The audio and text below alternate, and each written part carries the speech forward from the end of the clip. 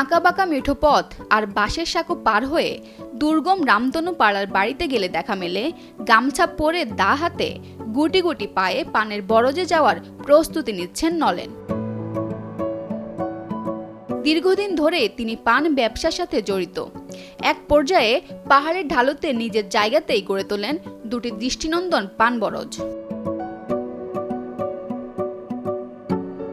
খাগড়াছড়ি জেলার পানছড়ি উপজেলার খড়বকায় মানুষ নলেন বিকাশ ত্রিপুরা। উচ্চতা ৩ ফিটেরও কিছু কম।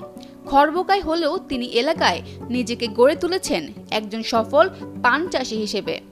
বিগত ১০ বছর ধরে বরজে পানের লতা চাষ করেন তিনি, যা পান চাষিরা বীজ হিসেবে নিয়ে যায়। ছোটবেলা থেকেই অদম্য ইচ্ছাশক্তি আর পরিশ্রমের ফলে সমাজের বোঝা না হয়ে তিনি আজ প্রতিষ্ঠিত সফল পান চাষি।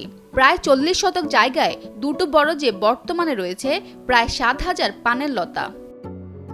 প্রতিটি লতা দারুণভাবে জড়িয়ে রয়েছে বাঁশের কঞ্চিতে।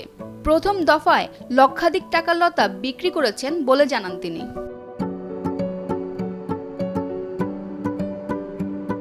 দুই সন্তানের জনক নলেন বিকাশ ত্রিপুরা বাবা অমৃতলাল কারবারি ও তার সহধর্মিনী মিলেই বরজের পরিচর্যার কাজগুলো করেন। নলেনের বাবা অমৃতলাল কারবারি জানালেন, ছেলে খড়বকায় প্রতিবন্ধী হলেও সে খুব কাজ করে। এতে ওই 10 বছর পর্যন্ত এখন পরিশ্রম করি, ওই পানের চাষ ওকে খুব পরিশ্রমী। পানে সারা আবার তৈরি করে আমি লাভ হওয়া। এই আমি নতুন পান একটু চারা তুলিবার লাই, এখন আরো নতুন তুলিব।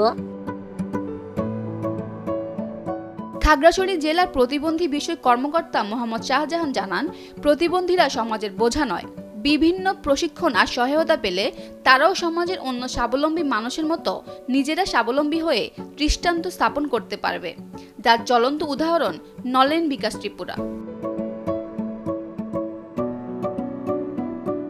খাগড়াছড়ি থেকে শাহজাহান কবির সাজুর পাঠানো তথ্যচিত্রে ডেস্ক রিপোর্ট ফারজানা আমিন, কালের কণ্ঠ।